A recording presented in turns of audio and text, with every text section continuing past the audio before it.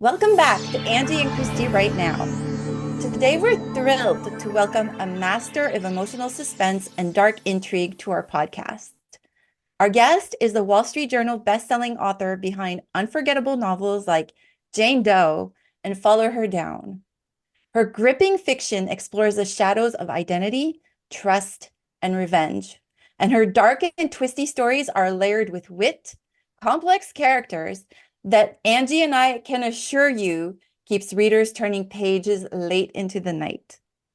Her captivating work has earned critical acclaim, loyal readership, and many awards, including recognition from the American Library Association for outstanding genre fiction. When she's not crafting stories from her home high in the Utah mountains, our guest embraces both sides of mountain living, like summer hikes and cozy winter firesides, steering clear of the dangers of skiing. She's passionate about true crime, dessert, and avoiding the ever-persistent threat of mosquitoes, whom she swears are conspiring against her, and yes, the same.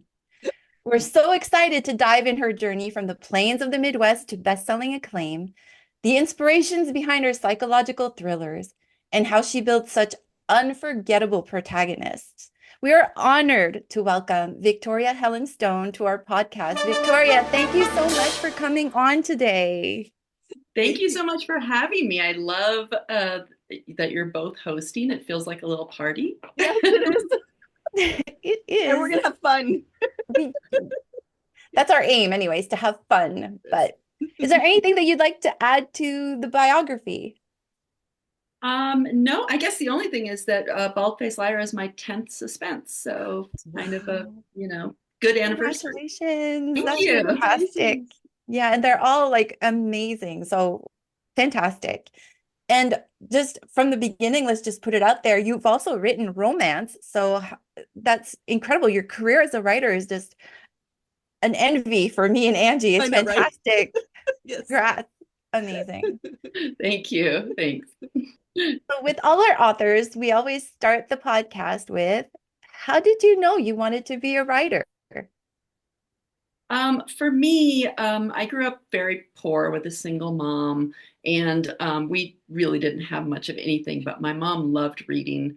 And so, we had libraries and used bookstores, and books are, really can be really cheap entertainment if you do it right. So, yeah, and of course, back in the day, we didn't have cable television or anything. So, that was our entertainment, and our escape was reading. And I don't even remember when I decided I wanted to be a writer. It was just something I always wanted to do.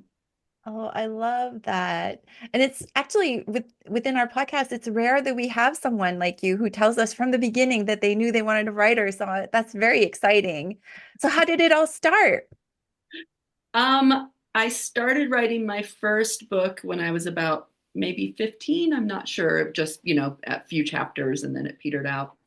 And I went to college to get a business degree because I knew I wanted to be a writer, but I really wanted the backup of, a real job.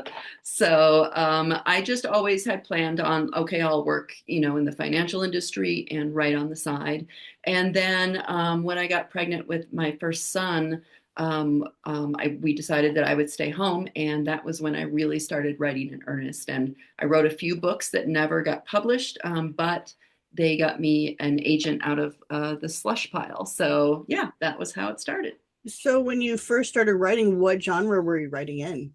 I was writing romance, and as a matter of fact, I never thought I would write anything but romance. I was writing historical romance, which is my true first love, Julie Garwood, all those. Yeah. Oh, I love her too. Beverly Jenkins, the whole, that was my true escape when I was a young woman. And and then I started writing contemporary romance. And after I published 29 books and novellas. Wow. With Harlequin and Kensington. Mhm. And a previous editor had left romance, and she kept asking me if I would write something that wasn't romance. And I kept saying no. It's very scary to step out of something that you know so well, I Yeah. know all the players, and exactly where I am. And so it was scary, but after a couple of years, I finally tried my hand at suspense and I loved it. Very Wow. successfully. Yeah, absolutely. Yeah, So that's a huge change too. I mean, it's kind of a different mindset that you have to kind of go into in order It to change. is. Yeah. It is. And I often, have a love interest in my suspense novels, but you don't know if it's a real love interest or if it's the bad guy. So mhm. that's kind of fun because I didn't write like dark romances. Like, there's some very dark romances now where sometimes the bad guy is the love interest, but Mhm. so it was scary to step into something where the walls were much wider and I could kind of do anything with these characters. Mhm. And there are fewer guideposts. So yeah, but once I started it, it was pretty fun. That's amazing. So you sit down to write a romance. Did you take any writing classes in college? Do you follow a guideline? Do you do beat sheets? How do you go about that? When I was writing romance, no, I was pretty active with Romance Writers of America, which Okay. isn't around anymore. Right. But back then, you would literally have to get like physical copies of the magazines, and like you finish a book, you'd have to go to the library to look up agents and addresses and what they're looking for, and the book might be 10 years old. Or was it the Reader's Digest book, or like was that what it was, or not Reader's Digest? Publishers, Publishing. something. Yeah, my Yeah. mom Yeah. bought that for me in high school. Yeah. Oh, in high school? Oh my gosh, what a supportive mom. I know. And then you would send out paper copies, and oh my gosh, it was quite an ordeal. And had no idea about I didn't know anything about query. What a query? What? Right. So I wrote my first book before I ever started doing any RWA workshops or anything, and I was like, oh, okay. I think if you read a lot of romance, you kind of know what you want to say, Right. and you know kind of the plot line, because a lot of times they have the same generalized plot of the romance. But I mean, that had to be hard. You can go on the internet and just Google, okay, how do I get a publishing house, or how do I get an agent? And Yeah, and if you wanted to do any workshops or anything, you had to go. That's true. No, Um, nothing online at that point. Yeah. Online, yeah. So yeah, as Angie said, I'd read, I mean, God only knows how many romances by that point, right? right.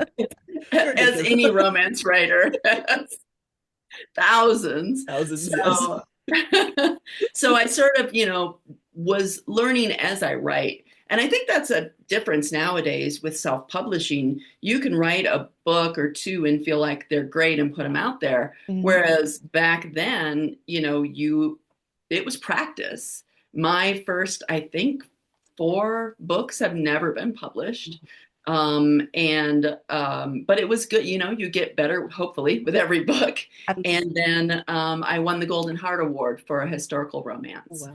Fantastic. which for people that don't know, it's like, a full manuscript unpublished, and the judges read 5 or 6 of them and, rate them. So I won the Golden Heart Award from Romance Writers of America. And then I got that's the first historical To Tempt a Scotsman that I got published. Amazing. I know. Just in awe of everything. That's fantastic. Um, so you finish with the romance part and then you start writing your not mysteries, but psychological thrillers is what we would call them. And now what do you do? Like how long does it take you to write the first one and how hesitant are you? And now do you follow a beat sheet or what do you do? Like, are you one of those people who sit at a computer and just write, or do you follow an outline? It's kind of different for every book. And I have to say, when I was writing romance, I was writing up to 3 books a year because romance writers are voracious, or readers are voracious, and the editors will just, keep writing.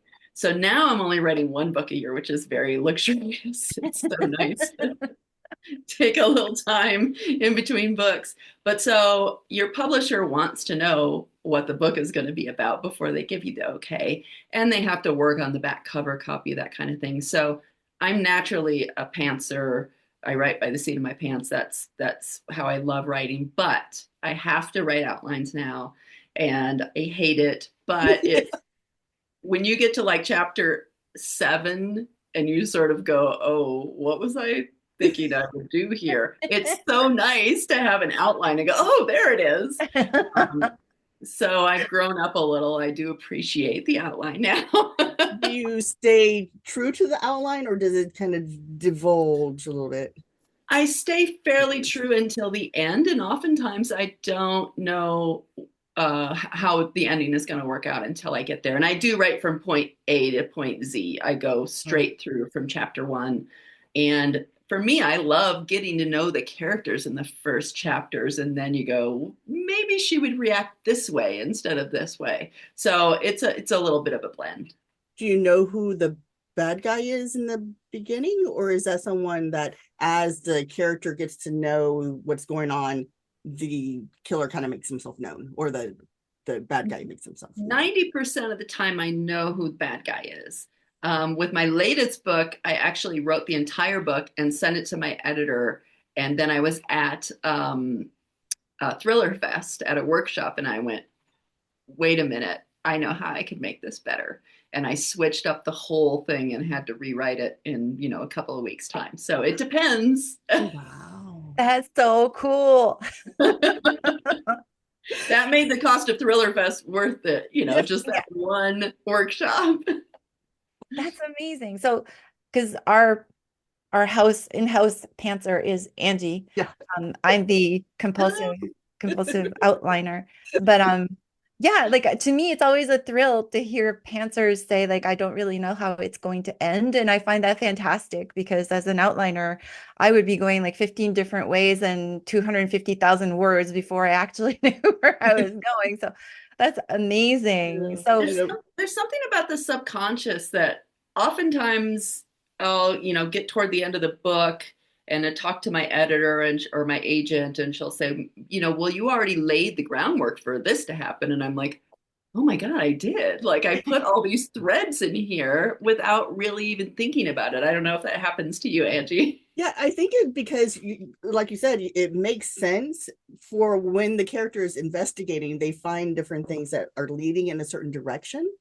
My problem is I don't know how it's going to end. Like sometimes I think, okay, and the characters they tell me who the person is based on the clues that I put in the story. Yeah. Right. But then if you miss it and you think, okay, it has to be this specific way, but your story is saying, okay, I want it to be this way, like then that's when it becomes an issue, because unless someone points it out, yeah, you're just kind of floundering. Like, yeah, sometimes you just need somebody to go, well, obviously it's this person. You go, oh my God, that is obvious. Right. I love it. Yeah. I absolutely love it. But that must just sound like a foreign language to you, Christy. It does, but at the same time, I think I do it at the outlining. Yeah, When I'm outlining, it's when I do all of that, but then I have a hard time if I get away from my outline. It's just complicated. My brain is just weird. But anyways, how did you get the idea for the first one? Because like that's different. Like what you're writing is quite different than romance. So how do you turn your brain into that dark place, and where do you go to get that inspiration? So my first suspense was Evelyn After, and it went through several different rounds of outlines that I would send to my editor. And then when we finally got to a place that we were both good with, she offered me a 2-book deal. And I was like, maybe we should just do a 1-book deal because I don't know if I can do this again. That's so cool. Which is not something you normally say. Right. Usually it's like, can I get 3 books?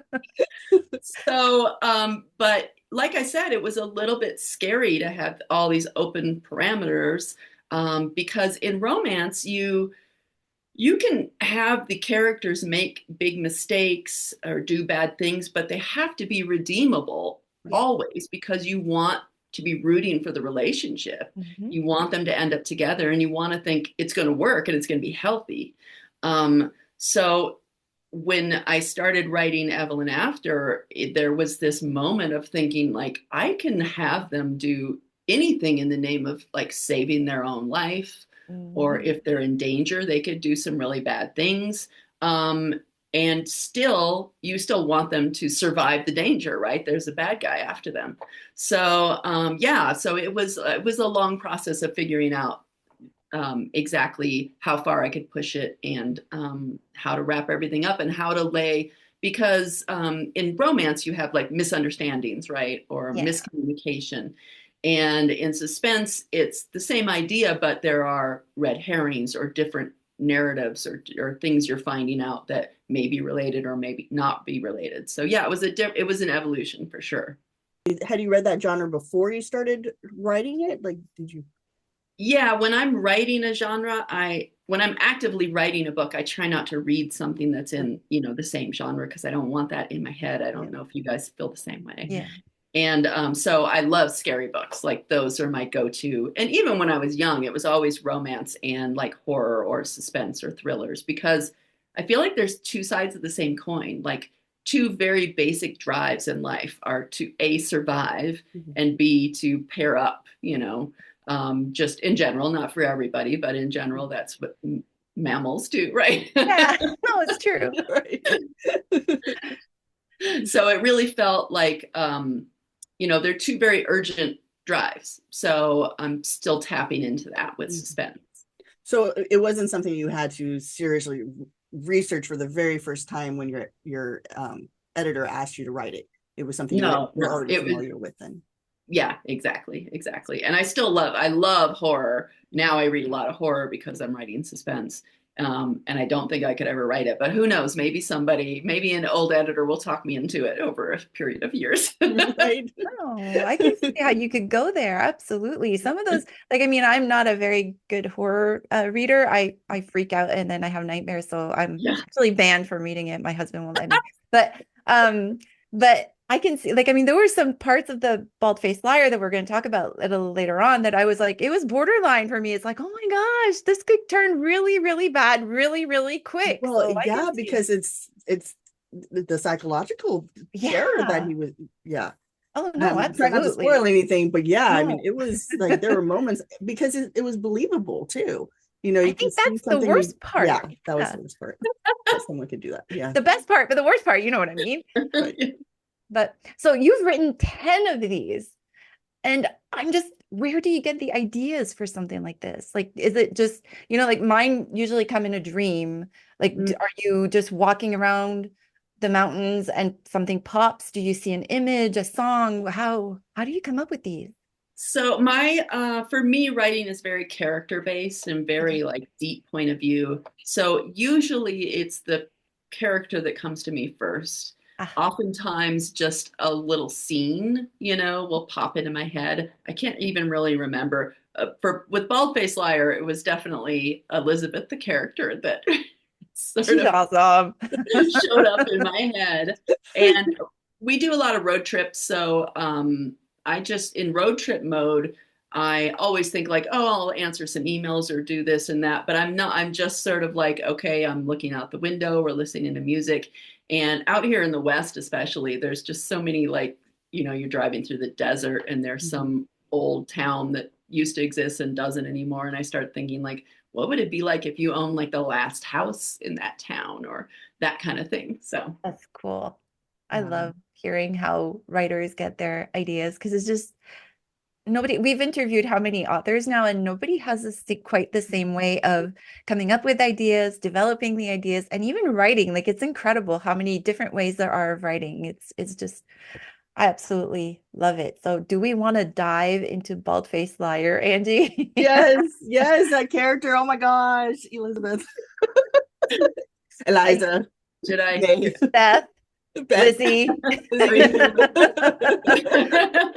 So first off, we get the book called Bald-Faced Liar. You figure I should know what's going to happen in the book, but I didn't even want to be the title. It didn't until after. Like, I don't think it's a spoiler to tell the audience that Bald-Faced Liar pertains to the main character, because I think within the first 10 pages of the book, you figure it out. Elizabeth May is quite the bald-faced liar, actually. So you say that she's the first one, and I believe it, that she's the first one that you came up with. So like, how does it go from there? Like, how do you develop her, and where do you get her background from? Yeah, was she talking to you like in that car ride? Just like, and what story was she telling you about herself? I mean, honestly, I don't want to scare you guys, but her bizarre sense of humor is kind of my bizarre sense of humor. So that. it's fun to just let it out. Yeah. But I actually have kind of a phobia about lying and people thinking I'm a liar. I think it's because, so I'm not like her in that way. Right. I think it's because I'm the youngest of 5 kids and just like things would get blamed on me, you know, Yep. when I was little. Mhm. But for me, I was researching my last book, Follow Her Down. I was researching conspiracy theories, and I was reminded of the satanic panic of the 80s and 90s and how it was bonkers at the time, but now looking back at it, it's even crazier. Yeah. And for people that don't know, there was this, there's always satanic panics, but this one was that daycare providers were running devil worshiping rings and killing babies and involving children in these horrific abuse, sexual and physical and otherwise. And none of it was true. And the weird thing was that it would pop up in like small towns, and like these daycare providers are people that everyone's known their whole lives. Mhm. So I just started thinking about, for me, often when I love true crime and stuff, but I'm often left thinking about the people that are left behind afterward. So true. And these little kids who were being coached into telling these horrible stories about what had happened to them, I started thinking, well, they were traumatized by that. Some of them probably believed it really happened to them because they're, 4 years old, and parents and cops and therapists are enforcing these ideas of you saw the devil in a cave and he was eating a baby and he made you eat a baby, that kind of thing. It's just insane. Yeah. So yeah, Elizabeth was a child witness in one of these trials in the Midwest. And pretty quickly, within a couple of years, it all fell apart. And, she comes to realize that all of these adults were lying to her and manipulating her, including her parents, the clergy. And she doesn't trust anybody, and including herself, because, her own memories are messed up from that. So that was where she started for me. Mhm. And boy, does she ever start. Like, I mean, even from the first, 10 pages when she's like listening in on a conversation and you're like, who is this Well, person? And the Like, thing is, I really wanted to know what happened with that first couple. That you was made us kind of And their friend or whatever it was. Like, I was really like invested in what happened. And right. well, and that was how I wanted to set it up because, like you said, Christy, Elizabeth is the bald-faced liar, and it's a form of defense. She doesn't want anybody to get close to her, so she lies about her past. She makes up a happy family. She moves around. She's a nurse who moves around every 6 months or so. She just holds people at bay with these lies about who she is. And I actually wanted people to start reading it and wonder what the hell is going on with this woman. It totally worked because, and I agree with Angie. I wanted to, who was that person? Like, who was her that they were talking about? Maybe you can tell us after who do you think it is after the end of this podcast? But like, I was reading this going like, this person is like not minding her own business and in everybody's little and then all of a sudden it's kind of like she's totally into you and like you're like reading, turning the pages going like, oh my God, this like, and you kind of like love her by the end because she's defending herself, Yeah. so it's And great. also the thing is, like, you're in her head, you're in her point of view, and so she's not a reliable narrator. Because, but also the reactions that people have when she's talking to them. So even though she's lying to them, people love her. Like they want to be friends with her. They tell like their deep dark secrets to her, and they know about her, her life and her mom in Florida, and then and all these different, like, people really gravitate toward her. Even though and they have no idea she's lying, but they like her. Right? Yeah. It's like she's just a likable person. Like, come Totally. to bars and like going. She's just. For me, it's like the trauma she went through was like age 5 to 7 and then the bullying later on in life, when she was a little bit older as a kid. And people get sort of a little frozen in that place, right? So for her, making up stories about her mom, who she talks to all the time. It's sort of the kind of thing that little kids do when they don't have a good childhood, right? Like, you know, this sort of fantasy life. Okay, Absolutely. that makes sense. And I loved how everything that you created around her, it works with her character because like she's a traveling nurse and that makes sense for her. And she has many, many people who know her, but not very many friendships, which works with her. And like it's you built that character like awesome. Is really, really well done. Mhm. And Thank also, you. and Yeah. how the other thing, oh, so go ahead, Angie. Oh no, I was like trying to, because I wanted to talk about, but I can't because it spoiled things. But also like okay, tell me if this we can cut it if necessary. So like the bad guy, like I felt so bad for him Yeah. at the end. Like I just felt so bad.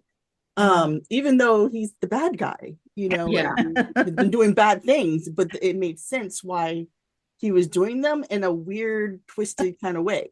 And that's the best bad guys because they actually have a reason for being a bad guy. So no, definitely. Yeah, and sometimes obviously it's fun to write an over the top bad guy, but the truth is I think there's that old adage that the bad guy doesn't think that he's a bad guy. Mm-mm. You know, the villains have a motivation for what they're doing. And oftentimes, you know, the worst people in the world have this tragic backstory. So yeah, that was I really wanted that to not be a cartoonish figure. You did a No, good job with that. absolutely. Yeah, I really, Absolutely. yeah, felt for the bad guy, but then also I felt happy. Don't ruin anything. But are you done? Yeah, I'm done. Okay. The other, like, I mean, it's almost like it's another character in the book is Santa Cruz, Mhm. which, like, I mean, the main character falls in love with, doesn't want to leave for the first time, you know, in her traveling nurse career. Did you travel there? Did you live there? Do you know somebody who lives there? Like it almost feels like you've known this place forever in the book. I grew up solidly in the Midwest and did not even see the ocean until I was in my 20s. So California for me was always just this thing that was on TV or in movies. Like I vividly remember watching movies like E.T. and they lived in like cul-de-sacs and like, you know, Yeah. it's just sort of fascinating to me because I grew up in the city. I the first time I went to Santa Cruz was probably close to 30 years ago. But then there was a very long stretch where I didn't go, probably 20 years. And then after the worst of the pandemic, we started doing a lot of road trips, and Santa Cruz was one of the places where we ended up, and I just fell in love with it. And so I decided to set the book there because she needed a place that was very busy where she could feel sort of anonymous in order to feel safe. Right. And also, you know, then I get to take a research trip to Santa Cruz. Yeah, smart. I I like have it. made mistakes in that arena before, by the way. Um, Oh. yeah, we went and we rented an apartment for a week so I could really, you know, get a feel for what it's like to be there 24 hours a day and the noise and the bustle.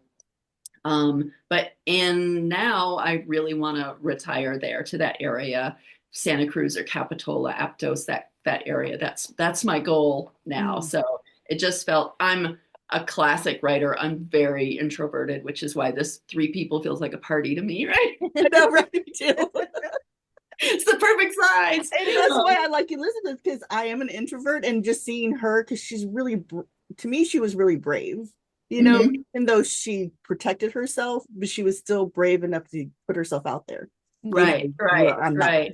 Yeah. Well, and so that's how Santa Cruz feels to me. Like I am going to be in my house writing or reading, and it would be really nice to have people moving around me and stuff going on, even if I don't put myself out there. It just feels like the world is alive, you know, around me, even though I'm curled up in a chair with my book. Right. Yeah. Awesome. I've never been to Santa Cruz. I know, like, I feel like I know it because of the book. It was really well written for that. I really enjoyed, and just like, it really truly was part of the book. Like, the book wouldn't be the same without Santa Cruz there. So it was very, very cool about that. So, Thank you. so what's your favorite part of any book? Is it writing it, like the drafting of it, or is it the editing of it when you can like get down to the nitty-gritty and get the details right? Or how? For me, it's writing those first few chapters. That's the exciting little honeymoon period, right? Mm-hmm. And then about chapter 6 or so, it starts getting to be like work. And Yep. chapter 20, I don't even want to talk about. Like, I know we're stuck in the middle of ours right now. It is like Muddy middle. muddy middle. Oh my gosh. Yeah. so yeah, the very beginning of like having the idea and just going, okay, this is going to be good, and starting it. And then, when you get to the middle, you're not so sure. So how long does it usually take from the initial draft to the end, for the writing process? I think for my first draft, I would say about 4 to 5 months Okay. for the That's first good. draft. Yeah. And then, of course, on the front end of that, there's the brainstorming and the writing the outline and the waiting and getting, ideas back from your publisher yeah. And then after the 4 to 5 months is a lot of editing and revising and yeah. Do you edit as you go, or do you just write it straight through? So I tend to read the last few pages that I wrote the day before and tweak them a little bit, I would say. And I used to write in longhand, and then as you're typing that in, I would be, editing and changing things. So yeah, I would say a little bit, but not, I don't get to, I know like my critique partner will go back and totally rewrite chapters in the middle. I don't tend to do that. That's okay. Either. Yeah. No. Like, once you're going, don't go back yet. Yeah. Just don't go back Well, I yet. think it's the pantser part of me too, because if I spend too much time on it, then it's like hard for me to go forward sometimes. Like, and I just want to know what happens. Yeah. And then some people write, like I said, I write straight through, but some people write in big chunks in different areas of the book and keep going back and forth, which I don't, my brain couldn't, huh? That's magic. I don't know Yeah. how anyone does Yeah, that. I'm linear. Yeah, linear. I have to go straight ahead. I can't skip to like a middle part. Like sometimes I may have an idea and I'll drop down like a sentence or two, but I can't. Right. Yeah, just Yeah, can't. that's exactly how I am. I don't think I could keep track if I wrote out of order. Yeah, I know. We've interviewed some authors like that, and I always find like, wow, like that would be wow. I don't know. Because then you have to figure out how to push it together. Like, Exactly. Well, and I get into that with revisions. I'm sure you do too. Like all of a sudden, I make a big plot change, and that's terrifying because somebody will say something 2 chapters before that they can't have known anymore, right? Oh. yeah. That's And all you can do is hope that someone catches something. Like if I mess up, please somebody catch it, please. It's what the scariest part for me is doing the final, the copy edit really, because that's where you catch things and go, oh my God, I don't know what else is in here that I haven't caught. Right. Yeah, the final one. Because after that, you're done. You can't go back. Exactly. But that's okay. So this is like, I know this is cruel in some ways, but Angie and I love to ask this question. And it's, do you have a character, like a favorite character, like a favorite child? I know that they're all our sweethearts and they're all our babies, but is there one, maybe one that you had more fun writing or that you had more fun thinking up for? I would say, yes, don't tell the other children, but in the past, it was Jane Doe. I have a book called Jane Doe, and then a follow-up called Problem Child. It's and she is a female sociopath, and that was, frighteningly enough, the easiest book I have ever written. It just flowed out of me because I'm, a nice girl from the Midwest, and she doesn't have any qualifiers in her speech. She doesn't have any self-doubt. She doesn't, I'm constantly saying sorry for stuff that I did, I don't need to apologize for. She has none of that. So and she's so confident in her own opinion. So it was just so refreshing to be in the mind of somebody who just has no doubts about anything and just moves through the world, a little bit like a shark. So she was a lot of fun to write. And but now I think maybe Elizabeth May might be my favorite character because she was just fun and she's so outgoing, which I'm not. So it was fun to sort of pretend, to put myself in the head of somebody like that. So yeah, I think she might be my new favorite character. And I'm not just saying that because it's time No, to mark. she's charming. Like, I mean, she's charming in an odd kind of way, but she's totally charming. And the story around her is like, I mean, I had a blast reading that book and it was a page turner 100%. It was really, I really liked all the side characters. Like all the Yeah. side that she, and like because they were people that I wouldn't mind meeting these people. Oh, Yeah. this is mind. That part was fun too because there's a lot of odd people and there's a very lot of, supportive characters too. They were very supportive of her. Yeah. Yeah. So I like that. Yeah, and you know what? That maybe what was sort of fun about it was her discovering that she can learn to trust people, and that even though people don't know the real her, they do like her energy and her soul, I would say. what do you want readers to get out of this book? Like if a reader picked up your book, finished it, put it on the table and said, oh, wow, that was like, what's a qualifier that you would love for them to say once they finished reading your book? I guess I would say fun. It was really nice for me writing this everything is so dark and scary right now. Yeah. Obviously, I write suspense, so it's going to be a little dark and scary.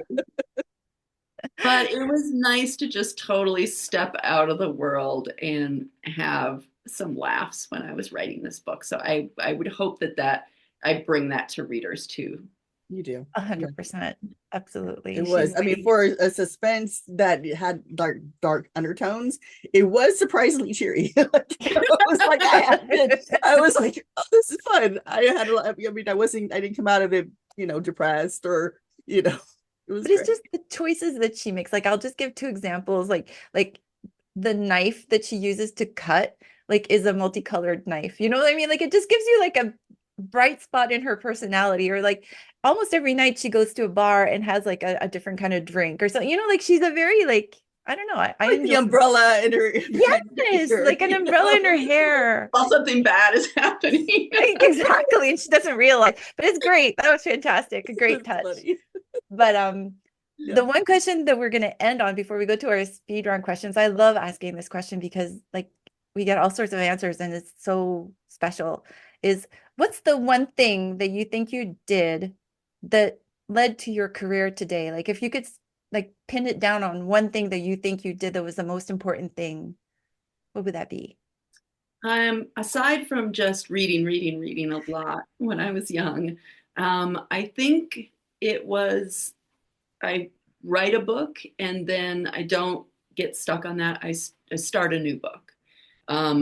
Even while I'm trying to sell that book or get representation or something, just write another book. Because like I said, hopefully you're only going to get better as a writer.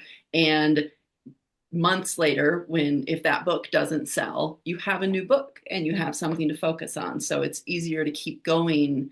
I think it would be really hard to keep going if you're waiting, and then nothing happens. And like I said, that happened 3 or 4 times with my first book. So fantastic. Well, thank you so much for sharing your books, your characters, how you write, and all the laughs that we had with. Like, I had a great time asking you, and I have so many other questions that I don't want to spoil the book for anybody else, but I have so many questions. Anyways, but we are going to go ahead with our speed round questions. We call them speed round. They're not speedy. You can answer any way that you want. We just want the audience to get to know you in a different way, not as an author, just as a normal everyday person. So are you ready? I think I'm ready. All right. They're not hard. And if they are hard, it was not my intention. It was not my intention. If it gets too hard, I'll give you There you go. Exactly. We'll move on. We'll move on. So the first question is, would you rather cook the meal or clean the kitchen? I would say cook the meal, but preferably neither. Where's DoorDash, right? Number 2 is the glass half full or half empty? Half full. Oh, good. Number 3 is, which part of the day do you like the most? Honestly, I love going to bed. That's my always assured reading time when I get in bed, and it's just like, oh, let's get cozy. Oh, that sounds cool, actually. If you could talk to one animal species, which one would it be? I would say, let's do killer whale orcas. They're pretty smart, I bet you, because Mhm. they work together and yeah, no, that would be very, wouldn't it And be they see interesting? things I don't see, right, under the ocean. So, Absolutely. No, they could tell us a lot more than we think they would, probably, I'm sure. What's your favorite thing about living in the mountains? oh, it's just nature. It's so, so beautiful here. Like, I live in a ski town and I don't ski. And people are always like, why would you live there? And well, I'm a writer. Like, I can sit here and look at the snow falling. And yeah, we go for hikes, and there's, elk and deer and wild animals in our neighborhood all the time. So yeah, nature. Sounds beautiful. Number 6 is, do you struggle with houseplants or do you name them? I am terrible with houseplants, but thank God this whole succulent craze started about 10 or 15 years ago. And my succulents are right here and they're doing just fine. So, but I don't name them. I would not dare to. I once had a plant that was doing so badly and I put it out. I mean, it was dead. I put it out in the garage just to like, I'll put it in the trash someday. And like 2 months later, it was green again. I love that. I love that. That's funny. Number 7 is a fill in the blank. I would be so happy if I could spend less time doing. Oh, cleaning. Mhm. It is Yeah, not my thing. I know some people find it very comforting, and yeah, not me. Neither. I know. Doing dishes, doing laundry, just, yeah, And no. it never stops, and then you do it, and then, because it's a place you use, 5 minutes later, forget it. I know. It's like making your bed in the morning. I know some people say make your bed in the morning because it'll get your day straight, but I'm just like in 12 hours, guess what? Anyway, whatever. Number 8, you're offered a night in a haunted mansion and you can bring one person or one character with you. First of all, do you accept? And if you do, who do you bring?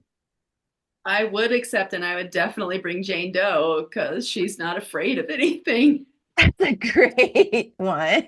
Go out and investigate the noises. You go. That's right. I like it. That was a good Number question, 9, Christy. right? That was a good Huh. one. I got good ones once in a while. It happens. Number 9 is on a scale of 1 to 10, how adventurous are you with new cuisines? I would say about a 9. Yeah. That's I great. used to be, as a matter of fact, my sisters used to call me Picky Vicky because I didn't. I was much more sensitive when I was young, but I think sometimes it takes the taste buds a while to develop. So yeah, I would say about a 9. Mhm. Great. That's fantastic, actually. And the last one, which is always the most intellectual one, is do you listen to music as you work? You know what? I never used to. I used to make playlists for my songs, but that was like brainstorming stuff or outlining stuff because I love songwriting. So I get distracted by the lyrics and the words. And I don't really like instrumental music. And then another author, I think it was Veronica Wolf, told me about Brain.fm, and it's something called binaural beats, and it's supposed to help you concentrate, and it works for me anyway. Yeah. So now I listen to Brain FM when I'm writing, and it really helps me sort of tune out the world. I love that. And I'm going to try that because I'm the same as you. If I have a song with lyrics, I'm singing. I'm not writing, I'm singing. Yeah, So Yeah. I thank you listen to so film much. scores. That's why. Like, you do. I know a lot of authors do that. hmm Yeah. Yeah. And there's some really good ones out there. She's given me some good hints, but hmm I'll try that definitely. But thank you so much for answering those questions. Thank you for having me. This has been so Oh. much fun. All right. So is there anything that you're working on now that you can share about? I am still putting together a proposal for my next book. Normally, I would be actively writing it at this point, but so the next book is hopefully going to be about a therapist in a small town who gets fed up with bad people getting away with bad things, and maybe goes a little outside of her professional norms to take care of some stuff. Ooh, that sounds good. Yeah, I'm right. That's cool. Are you still also writing romance novels as well? No, I'm not writing romance just because I'm older and more tired now, and one book a year is really, like I said, I am loving it. So. My agent keeps going, you could write more books, I'm like, I know I could. But I don't have to, so we're good. Oh my gosh. So where can people find you on the internet? I am on Instagram as Victoria Helen Stone, and I'm on Blue Sky under Victoria Dahl / Victoria Helen Stone. So you can find me in both places.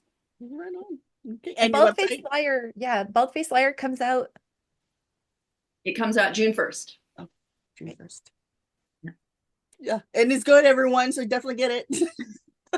So, I mean, just right now, if it's already, if it's already out, definitely go buy it. If not, just hit that pre-order button as well, because yeah, we can definitely guarantee it's worth the read. It's a lot of fun. And now we have to go back and read all the other books by you. So, thank you. Because I really did have a lot of fun. I did. So thank you. All right, so everyone, this is it. We have to say goodbye, but if you love author interviews, please check out our playlist. We have a lot more, and we have a lot more authors that we're going to be interviewing in the future. So come back again. Of course, please like and subscribe.